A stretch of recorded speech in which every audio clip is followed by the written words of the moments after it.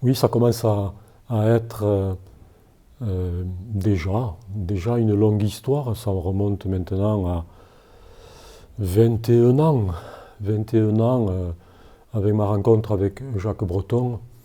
C'était au cours d'une session à Saint-Benoît-sur-Loire, à l'abbaye de Saint-Benoît, qui est un lieu qui a beaucoup compté pour Jacques et qui maintenant compte beaucoup pour Assise. C'est un lieu avec lequel nous sommes en relation. Donc, mon itinéraire, voilà. Faudrait que je remonte très haut, très loin. Euh, voilà. Disons que dans mon âge adulte, j'ai ressenti euh, le besoin dans mon corps de, de vivre mieux en accord avec tout ce que je rencontrais. Euh, à travers l'intuition d'un écrivain que j'ai beaucoup apprécié, Jean Sullivan, un prêtre euh, qui, a, qui a beaucoup inspiré, qui m'a beaucoup aidé, à me poser à travers ses livres. Voilà.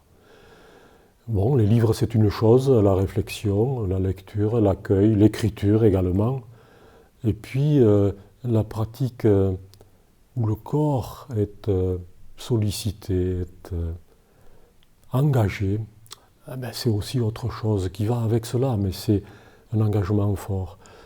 J'ai pu, au tout début des années 90, pratiquer dans un zendo, pratiquer la méditation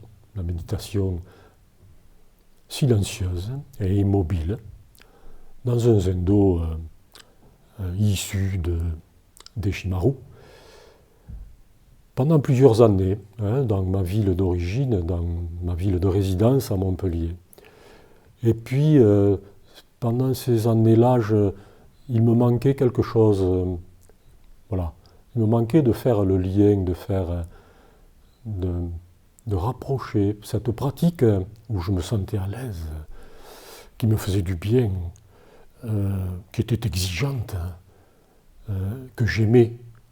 Je rentrais dans le silence, dans l'immobilité, dans la mobilisation du corps. Bon, ça a été un temps riche et je désirais établir le lien avec ce qui m'habitait au plus profond de moi et ce qui m'habite toujours, ma foi chrétienne, ma relation au Christ. Voilà, il fallait rapprocher cette nouvelle pratique qui me touchait, qui m'aidait à mieux vivre, de ce qui me fait vivre complètement. Depuis ma jeunesse, depuis mon enfance, dans mon âge adulte. Donc, ma rencontre avec Jacques Breton en 1998, au cours d'une session, voilà. J'avais appris qu'il y avait un prêtre qui pratiquait la méditation zen. Et je me suis dit, tu vas prendre contact, tu vas le rencontrer. J'ai pu le rencontrer à Saint-Benoît. Et il m'a dit très rapidement, toi, il te faut venir rencontrer le Roshi. Bon, Jacques parlait comme cela, très directement. Bon, le Roshi, qui était-ce donc? Le Roshi, un maître zen, c'est comme cela qu'on l'appelle, un maître zen, voilà, un moine zen de grande expérience et de longue amitié avec Jacques Breton. Et Zen Roshi venait chaque année pour une séchine, pour un temps intense de méditation au centre Assise, que je ne connaissais pas encore, chaque année pour une session. Jacques l'accueillait, Jacques pratiquait avec lui, avec tout un groupe. Voilà. J'ai intégré ce groupe-là en 99, premier été.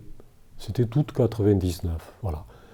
J'ai rencontré le Roshi la première fois, je méditais avec lui et nous étions 25-30 personnes à méditer.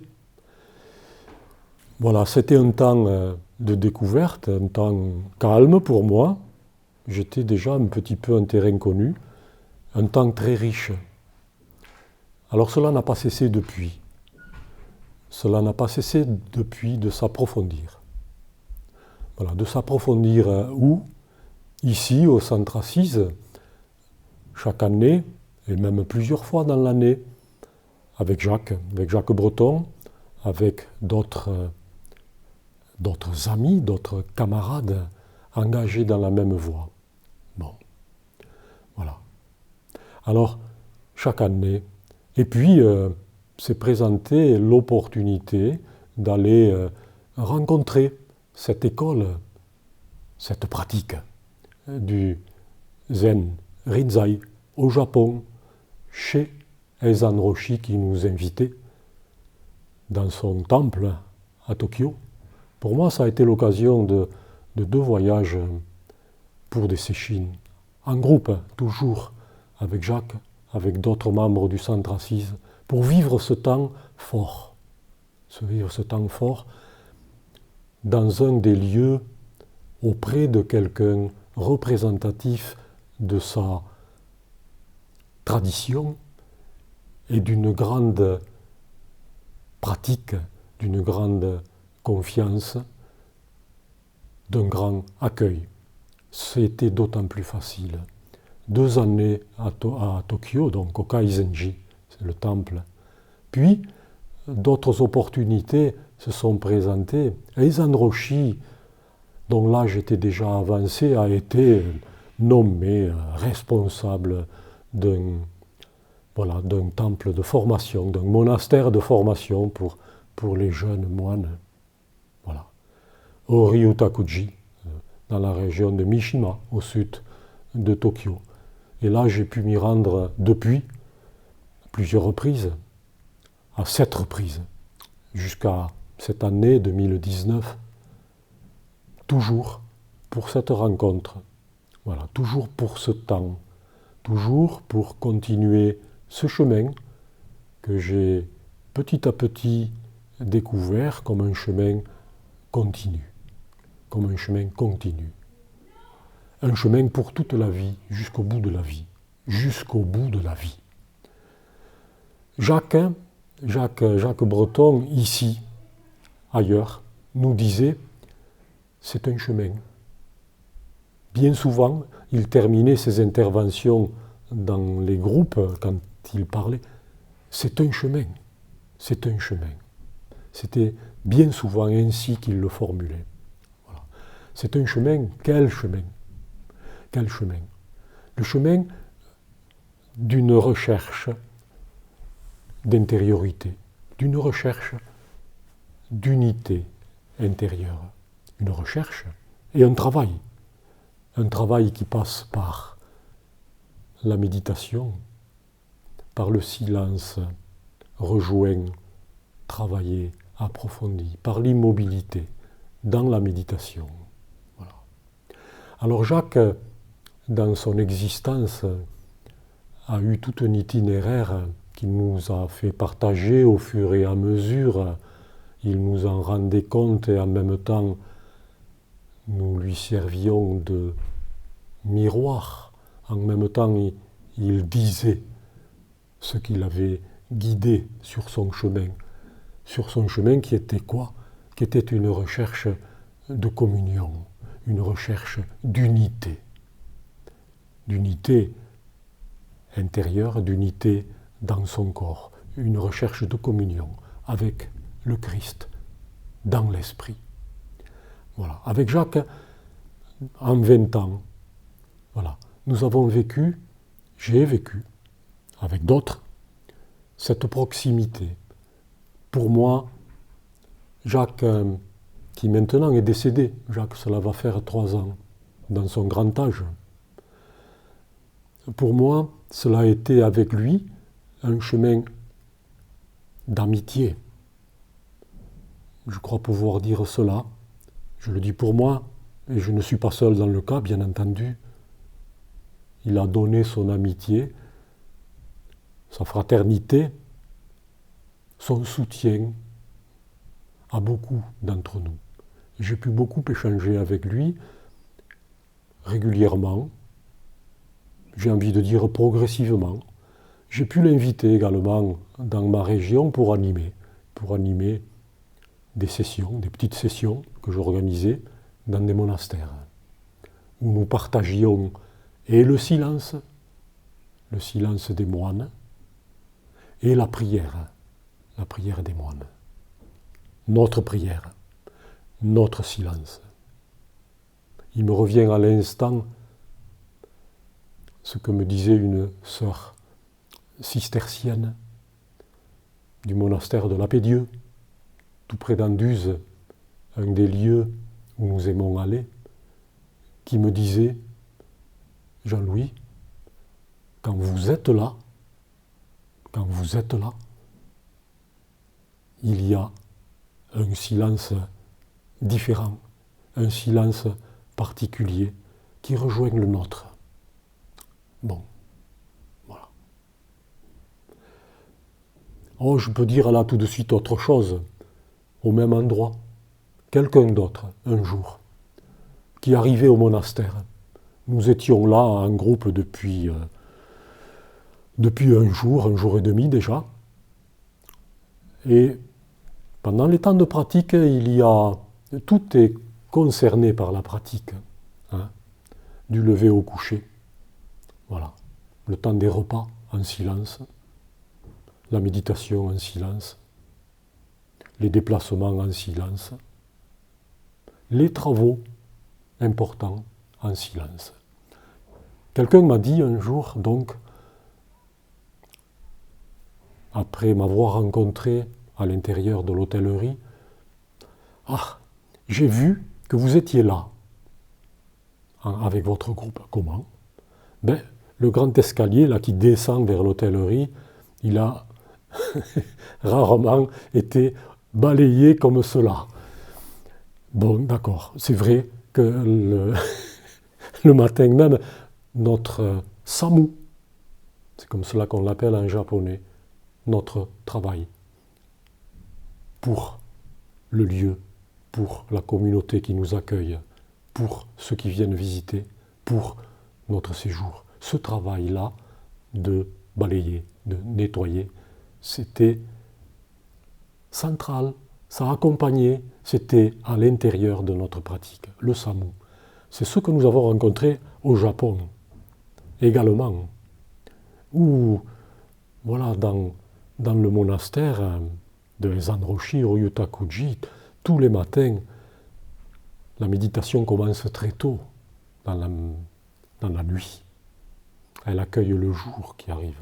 Puis, il y a un premier repas, un premier petit déjeuner, on va l'appeler, très tôt. Hein, 6 heures du matin. Le jour se lève. Et puis, qu'est-ce qu'on fait à ce moment-là ? Le samu. Voilà, le corps immobile et silencieux part dans le mouvement, dans l'action, dans le travail utile. Les moines en formation, c'est leur travail de tous les jours. Dans mon cœur, je sais que cela rejoint tellement, de manière tellement évidente, l'importance également du travail manuel pour les moines chrétiens. De tout temps, depuis le désert d'Égypte jusqu'à maintenant. Depuis les premiers moines jusqu'aux cisterciens, aux bénédictins que nous rencontrons maintenant. Alors voilà ce chemin. Quoi dire maintenant ? Quoi dire ? Voilà, la méditation, donc c'est un chemin continu, un chemin sans fioriture, j'ai envie de dire sans garniture, un chemin de dépouillement, un chemin d'exigence, un chemin de vérité. Voilà, Jacques nous disait, ce chemin ne convient pas forcément à tout le monde. Voilà. Pour telle ou telle raison. S'il vous convient, continuez.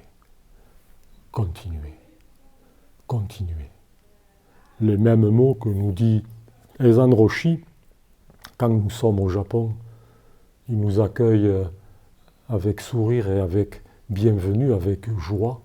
Vous avez fait tant de kilomètres pour venir nous rejoindre dans ce qui est le plus précieux pour nous. Voilà. Et quand on repart, voilà, on parle en anglais avec lui, avec un traducteur. Quand on repart, il nous dit « next year », l'année prochaine. C'est à la fois un souhait et une question. On sollicite toujours la liberté de celui qui est là. Il y a toujours le choix de l'engagement à faire. Toujours, comme dans l'existence, comme tous les matins quand on se lève, et que l'on doit aller et que l'on va au-devant de la vie qui est là, qui nous attend et à laquelle on se donne, et dans laquelle on grandit. Jacques nous disait, je m'en souviens très très bien, c'était en 2007, nous étions au Kaizenji, au cours d'une Eucharistie. Dans les Séchines, il y a toujours un temps où nous célébrons l'Eucharistie. Bien sûr, ceux qui sont là, qui le désirent. Voilà. Au cours d'une Eucharistie, en commentant l'Épître aux Romains de Saint Paul, il nous a dit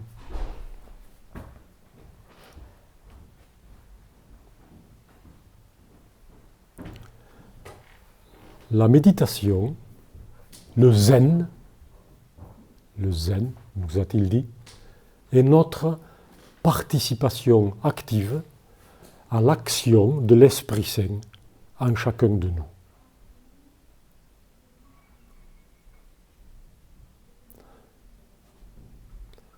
Dans la tradition chrétienne, nous savons que Dieu nous aime, que Dieu nous attend, que Dieu attend les pas que nous faisons vers lui. Il les soutient, il les encourage, il est là. On le découvre petit à petit, de plus en plus, dans cette démarche-là. On peut le découvrir dans d'autres démarches spirituelles. Dieu merci. Dans la tradition, toute la tradition mystique chrétienne, reliée au Christ. Tous les grands saints, tous les grands moines, tous les grands spirituels.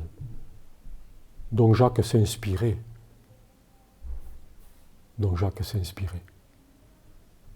Je pense à Jean de la Croix en particulier, à Thérèse d'Avila. Je pense à Maître Eckhart, au mystique Renan, à tant d'autres. Voilà. Alors, le centre Assise n'est pas spécialement un centre d'études ou de théologie, même si c'est un centre de rencontre, un centre de pratique, un lieu d'expérience. Un lieu d'expérience. Je reviens un petit peu en arrière. Comment en moi s'établit ce lien, ce pont entre cette pratique exigeante et forte, une pratique authentique issue d'une tradition authentique, celle du bouddhisme zen rinzai japonais. Comment cette pratique rejoint ma pratique de foi chrétienne, ma relation avec le Christ. Simplement, je ne vais pas faire une théorie, simplement, méditer en silence, immobile, longuement, régulièrement. Ouvre, je peux le dire, ouvre un espace intérieur, dont je n'ai de cesse de pousser, de rechercher, d'atteindre, d'approfondir la profondeur. La profondeur. Un jour, je peux le dire, j'ai interrogé le Roshi sur cette démarche-là.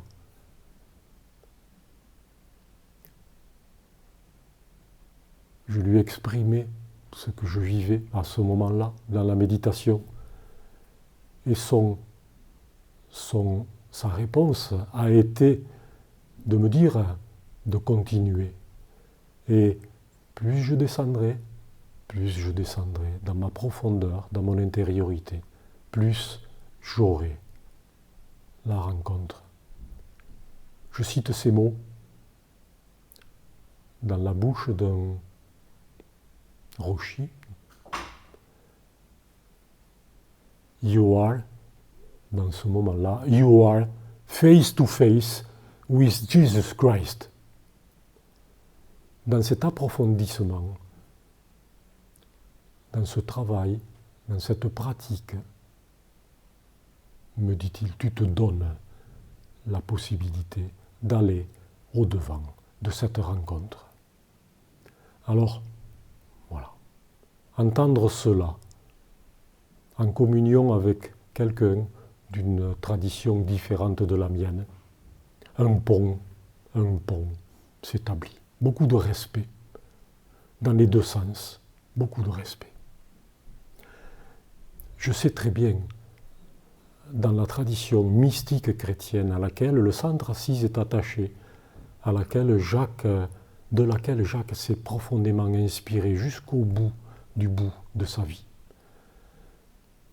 Les expériences de ce face-to-face with Jesus Christ, de cette rencontre avec le Seigneur Jésus, elles sont nombreuses, elles ont été communiquées, elles le sont toujours.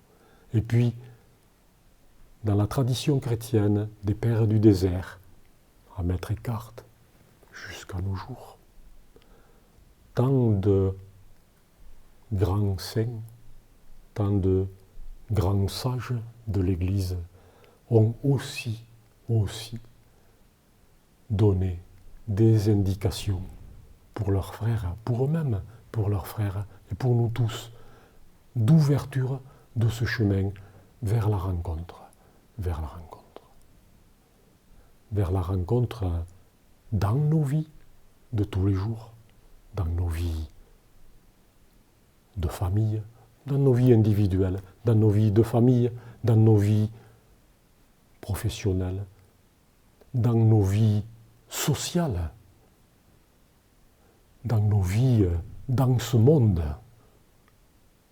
On ne se retire pas, on est ouvert, on accueille, on ressent, peut-être un peu plus justement, peut-être. C'est de toute façon toujours à vérifier, à approfondir, à travailler. Voilà, ce pont. En quelques mots, maladroitement, voilà ce que je peux dire de mon expérience. Mais je ne cesse de chercher à l'affiner et peut-être à trouver les mots, peut-être aussi à les écrire. J'ai commencé.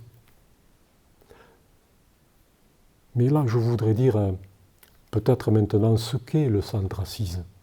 Voilà, Jacques, ce qu'est le centre Assise, ce qu'il propose aujourd'hui. Voilà, Jacques nous a légué le centre Assise. Quand je dis légué, nous a passé le relais. Quelques heures avant de mourir sur son lit, alors que nous étions ici en Séchine, justement, dans un temps de méditation de 5 jours, un temps intense, et au moment où habituellement nous célébrions l'Eucharistie, voilà, nous sommes allés le retrouver sur son lit, dans ces derniers jours, où il pouvait encore nous parler, nous voir, on pouvait prier avec lui. Bon, il nous a dit ce jour-là, voilà, qu'il était dans un passage, que ce n'était pas facile, c'est dur, nous a-t-il dit. J'ai confiance, j'ai confiance. Et j'ai confiance dans l'avenir du centre Assise. Voilà ce qu'il nous dit. Voilà ce qu'il nous dit. Il a ajouté même, je l'ai confié à Marie.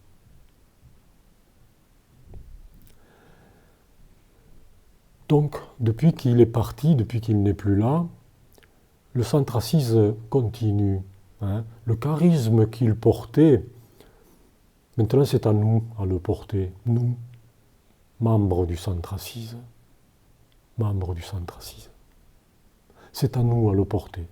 Et c'est à nous à penser comment continuer cette intuition, comment continuer ce chemin, comment le servir. Ce chemin de méditation, ce chemin de travail à travers les thérapies initiatiques de Graf Durkheim que Jacques avait découvert dans son chemin et qu'il a ouvert au zen. À travers également la célébration. Dans ce chemin, ceux qui le désirent, et chacun en est là où il en est, il y a la rencontre. La rencontre avec soi, au plus profond de soi, la rencontre des autres, la rencontre de son chemin, la rencontre du Christ. Donc le centre Assise, on l'appelle, son appellation c'est centre de cheminement et d'approfondissement spirituel, ouvert à tous, sans distinction. On ne demande pas, il n'y a pas d'enquête de personnalité, il y a simplement une rencontre. D'où viens-tu? Non, simplement une rencontre, se connaître, percevoir si vraiment le chemin peut aider, peut rejoindre. Oui, cela oui. Ouvert à tous. Le centre Assise a ce qu'on appelle 3 piliers, on peut appeler ça également un socle. On dit 3 piliers, voilà. Quels sont ces 3 piliers? Bon, il y a la méditation zen qui est la pratique commune de tous les membres. Voilà. Il y a l'ensemble des thérapies, du travail thérapeutique, le dessin méditatif, l'argile, toutes sortes d'autres pratiques, la gymnastique holistique. Voilà. Toutes sortes de pratiques corporelles qui aident dans la douceur, dans le calme, dans le respect, à cheminer vers l'unité. Cette unité que la méditation zen nous aide également à rejoindre.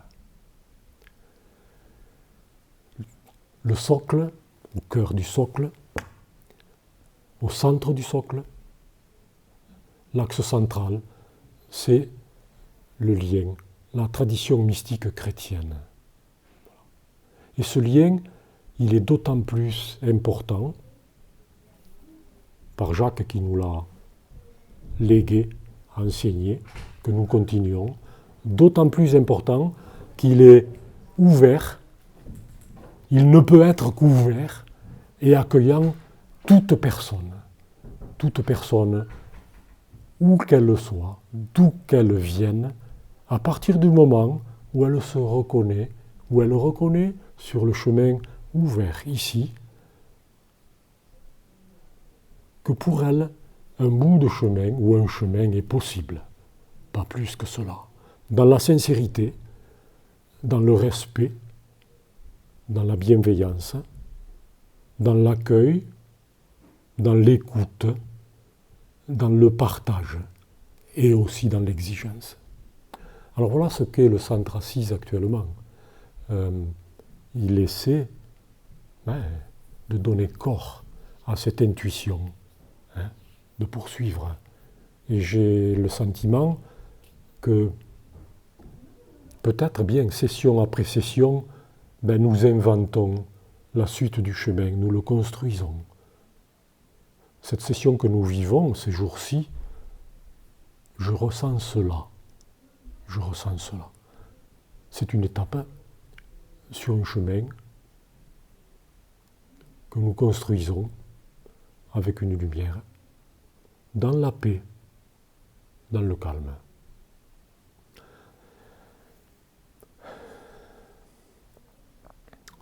Alors voilà ce qu'est un peu le centre assise.